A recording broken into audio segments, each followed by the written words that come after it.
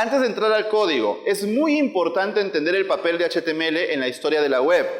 Generalmente HTML por principiantes es un lenguaje menospreciado por no ser de programación, pero tú tienes que entender el papel que tuvo en la historia, en la revolución de la web, para entender su importancia. Así que, para ir a eso, empecemos hablando de ese señor que se llama Tim Berners-Lee. Tim Berners-Lee creó la web, creó HTML y creó la web de paso. Estaba investigando en el CERN y en el año 1989 comienza su proyecto de HTML y de la web. En el año 1991 se lanza la primera página web. Era una página sin estilos, era solamente texto y enlaces, pero ya era la primera página web. En el año 1992 se lanza HTML como lenguaje. Es decir, HTML ya existía. Acá es una cosa que mucha gente se marea. ¿Cómo puede existir la web si después se lanza el lenguaje? Es que era experimental. Cuando hablamos que se lanza algo, estamos hablando de que ya como que es oficial, ya pasó las pruebas, ¿me entienden, no? Ya corregimos los errores, entonces ya podemos decir que está utilizable para todo el público. Sin embargo, tú sabes, cuando sacamos algo, todo el mundo lo quiere usar a su manera.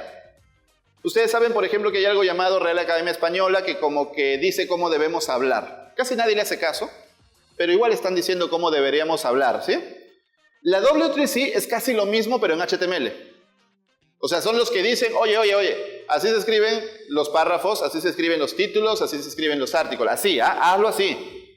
La mayoría de gente no le hace caso. Peor, antes que exista la W3C, cada empresa que hacía navegadores hacía el código como le daba la regalada gana. No respetaban ninguna regla. Es más, Microsoft, ahorita vamos a entrar a eso, Microsoft por mucho tiempo fue el enemigo de los estándares. ¿Qué es un estándar? Es reglas que se siguen, que todos seguimos, ¿sí? Entonces Microsoft hacía el HTML que le daba la gana, hacía el CSS que le daba la gana, hacía el JavaScript que le daba la regalada gana, no respetaba nada. Eran tiempos horribles para hacer web, en serio. Si ustedes ahora pueden poner array.forEach, lo que sea, de verdad, alégrense. Si ustedes pueden poner border radius, tal cosa, picture algo, de verdad son afortunados. No saben cuántas horas teníamos que invertir antes para que esa cosa funcione en todos los navegadores. Peor aún cuando Internet Explorer era el más usado del mundo. Ahora tú puedes decir, Internet Explorer, ¿a quién le importa? ¿No? Pero hace unos años no podías decir eso porque tenía el 90% del mercado.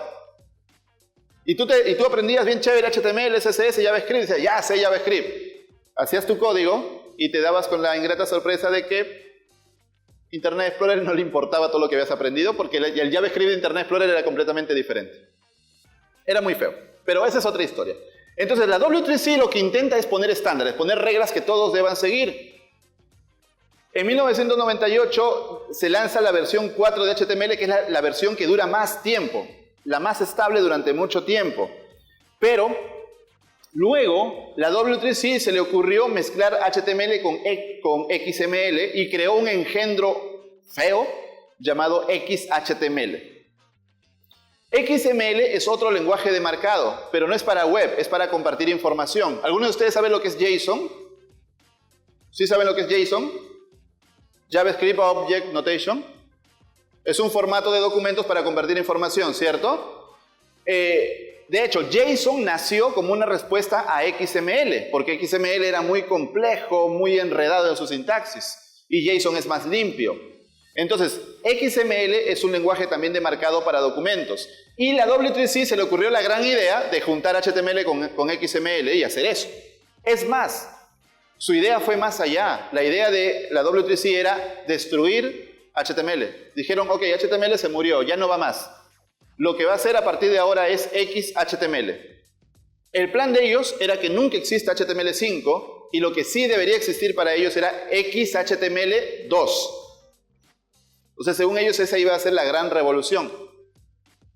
No contaban con la astucia de que iba a salir un grupo de rebeldes llamado la WATWG que agrupaba ingenieros de Apple, de Google, de Mozilla, Firefox, etc.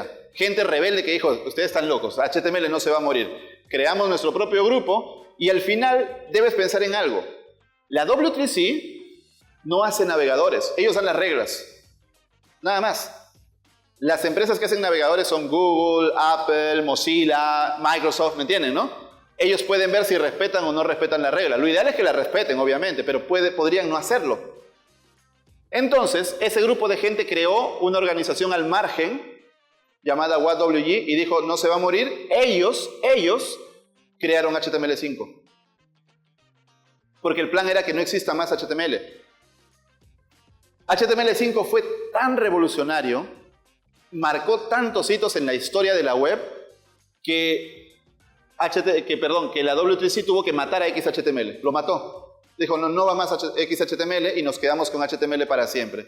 Y hasta hoy en día seguimos con eso gracias a esta revolución. En el 2014, HTML5 se vuelve una recomendación. ¿Qué cosa es eso? Que ya se vuelve un estándar, ya está probado, ya no tiene errores, ya es compatible con todos los navegadores, ya lo puedes usar sin problemas.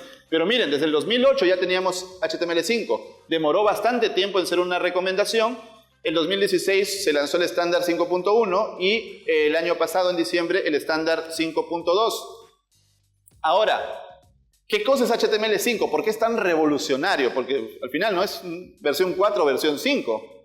Pero si nos ponemos a pensar que grandes empresas crearon una organización al margen para crear una nueva especificación, la cosa es que fue muy grande, miren. En primer lugar, web semántica. ¿Qué significa web semántica? Que tiene un significado. Ya no era un marcado vacío, como decir div, p y ya. Sino teníamos elementos tipo article, tipo section, elemento video, elemento audio. O sea, ya teníamos elementos específicos para cada cosa. Entonces los documentos ya tenían una semántica. También hablamos de local storage. Todo esto es de HTML5. Si bien es cierto, ustedes lo pueden escuchar hoy en día, pero esto salió con HTML5, ¿ah? O sea, estamos hablando de hace muchos años. Local storage significa que tú podías guardar datos en tu teléfono o en tu dispositivo, en tu computadora local. ¿Qué significa eso? Acceso offline. Era maravilloso. Pónganse a pensar, entrabas a una página, la página tenía datos en el servidor, pero los guardaba en tu local storage. Y luego ya podías navegar sin conexión a internet. Era maravilloso, en serio. Para esas épocas, imagínense. El acceso al dispositivo. Esto significa que tú puedes desde un navegador acceder a la cámara web, acceder al micrófono. No han abierto una página que te dice, la página tal quiere acceder a tu micrófono, a tu... No, eso era HTML5. Antes se podía hacer eso con Flash. Pero Flash era inseguro y Flash se murió. HTML5 mató a Flash. Si en algún lugar te quieren enseñar Flash, hoy en día pues te están estafando.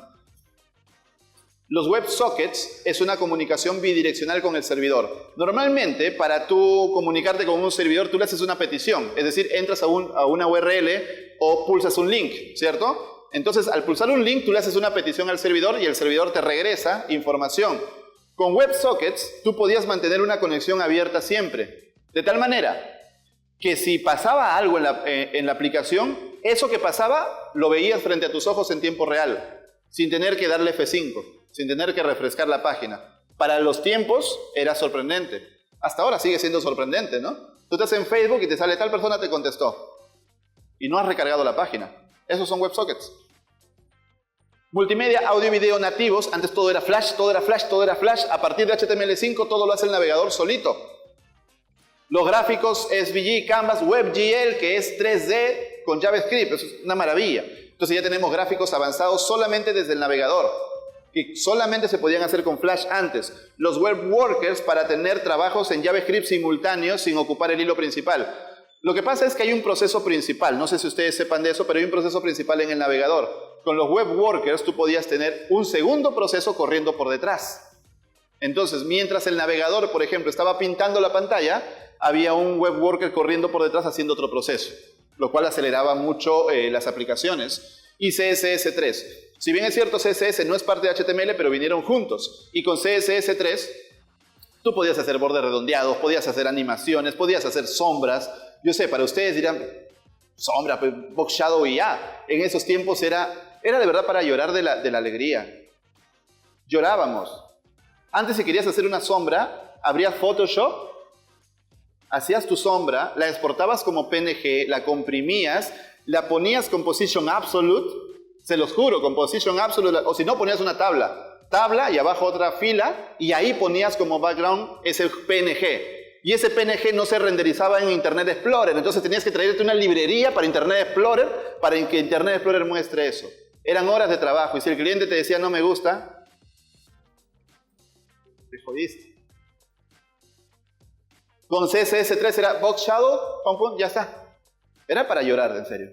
Era una alegría total. Animaciones con CSS. Todo eso solamente se hacía con Flash. Animaciones, 3D. ¡Wow! Era emocionante, en serio.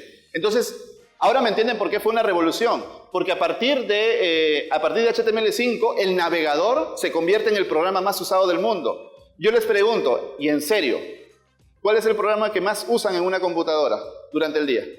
El navegador, ¿cierto? Y no solamente para tontear, hay muchas tareas que realmente las hacemos en el browser que antes requerían un Word instalado, un Photoshop instalado, ¿sí o no? Y ahora todo es en el navegador. Hay muchos programas que eran de escritorio que ahora viven en el navegador. Es increíble. Les dije hace un rato que la W3C es la institución que define las normas. Ahora, estas, para ir un poco rápido, son las etapas de una especificación. Una especificación es un estándar. Entonces, cuando sale una nueva versión, por ejemplo, HTML6, por decirlo, ¿ya? Por decir. Que creo que nunca va a existir, pero digamos.